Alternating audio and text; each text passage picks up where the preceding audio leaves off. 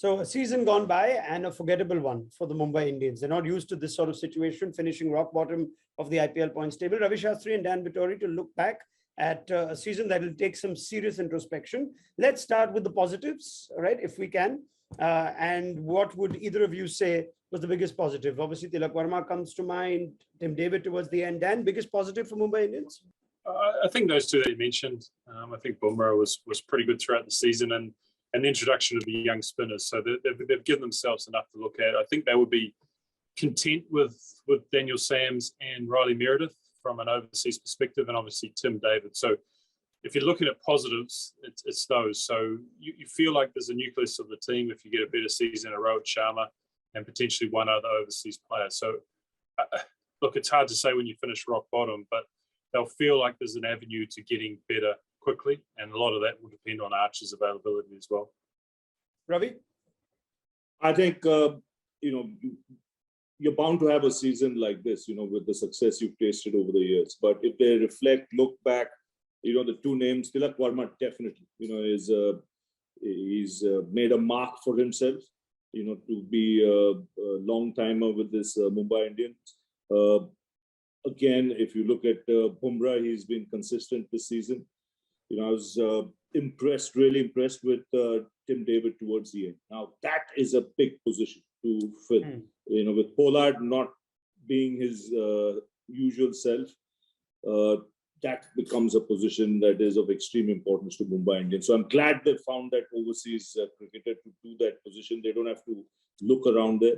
What they would have hoped for is better starts, than they've had. And they want people, who are fit and can play the whole season in the top order. See, Surya Kumar Yadav missed out a few games. It doesn't happen. When you come and play, don't play, a new guy comes in there, he plays 2 games, then he goes out, makes way again for Surya Kumar. It doesn't help one bit, especially if your openers are not giving you the starts that they usually do. So, those are the areas to look at. I definitely think they'll be looking at a good wrist spinner, to try and get in a good wrist spinner into the mix for the following season. Okay, great. I think both of you touched upon the top order in your opening comments. So let's start with that. Rohit and Kishan, you thought were 2 pieces that were set before the season, and there were other areas that could be vulnerable. As the season's over, how big a disappointment has that been? Not just the lack of runs, but the fact that teams have been able to work them out. Fair to say, Dan, with regards to Kishan and Rohit, they've not been the fear, they've not imposed that sort of fear element that they have in the past. Well, I think there's 2 aspects of normally of a very good IPL team, and one of them is the opening partnership, and I think one of them is the ability to find those all-rounders to complement your top order, bottom order, bowling and batting. So this season we haven't seen that top order from Mumbai, and it's something they've relied on a lot in the past, so going all the way back to likes of Joss Butler, and obviously Rohit's been a constant there, and Shankishan last year. They've always managed to find a way in their successful seasons for that opening partnership to be the standout, and everything else has been able to complement that. And so they've always played catch up this season because of that lack of runs from those 2. But I don't believe that means that they're not going to turn up next year and have a good season. So I don't think Mumbai will write those 2 off at all. It is the reason why they've had a tough season, but it won't be. I don't think it will lead to any change in that opening partnership. Ravi?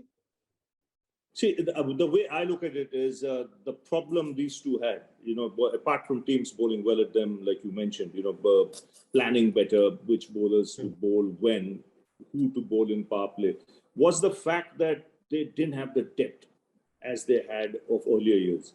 When you have that kind of depth with the Krunal Pandyas, Hardik Pandya, lower down the order, and a Pollard, then it allows you to play with gay abandon at the top.